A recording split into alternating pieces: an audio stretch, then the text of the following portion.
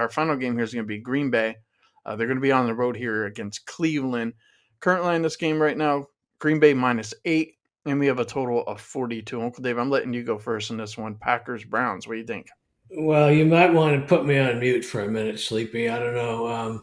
If I've learned nothing else from all my years of winning and losing, I'll never lay more than a touchdown in the NFL, and that's especially true in a game that for Green Bay, it's on the road, first road game, a game that's sitting with a total of 42 points, and if I were to take the 8.5 points that were there on Monday, which I did, I'm getting 20% of the expected points before the opening kickoff, which mathematically is probably plus EV.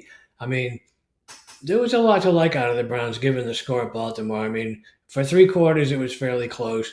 They held the Ravens to 242 on total yards. We know the Browns' offense is an enigma, but we know the Browns' defense is legit. I mean, they held the Ravens to 3 for 12 on third downs and just 45 yards on the ground. I mean, if you'd have told me that would happen before the game started, I'd have lost a shit ton of money on the Browns. I think this week I'm going to make money on Cleveland. They could have perhaps should have beaten Cincinnati. Of course, the Ravens are for real Super Bowl contender, and by all accounts, so are the Packers. But let's remember, the Packers have had 2 primetime games at home. It's not yet enough to make me jump off the ledge. I mean, these two teams don't play very often, but wouldn't surprise me if the Browns actually beat the Packers for the first time in 20 years since Trent Dilfer beat Brett Favre. And, it's only week 3, but we've got the 2 top yards per play defenses. So, bonus bet here, I like the under. So, I will gladly take the points with Cleveland, and I will take the under, Sleepy. All right, so Uncle Dave on the under and taking the points there with the Browns. You talk about like 20 years ago there, Uncle Dave. I mean, I understand that, but this is 20 years later. Like, these are two totally different teams.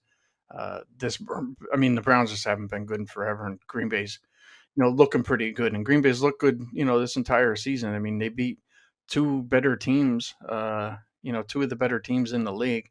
They end up beating Washington. They end up beating Detroit. I think that's very important. What I worry about here for Green Bay is the fact that they're going to be without Jayden Reed, and I don't think that there's a lot of people that realize how important he is.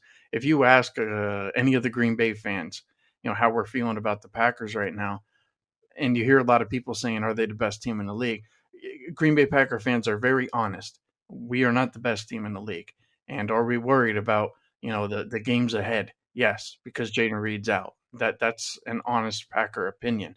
Happy that we're 2-0, but I'm worried about the weeks ahead. And to be honest with you, I'm optimistic that we could do pretty well. But I'm telling you, the Jayden Reed injury, that one is going to show up.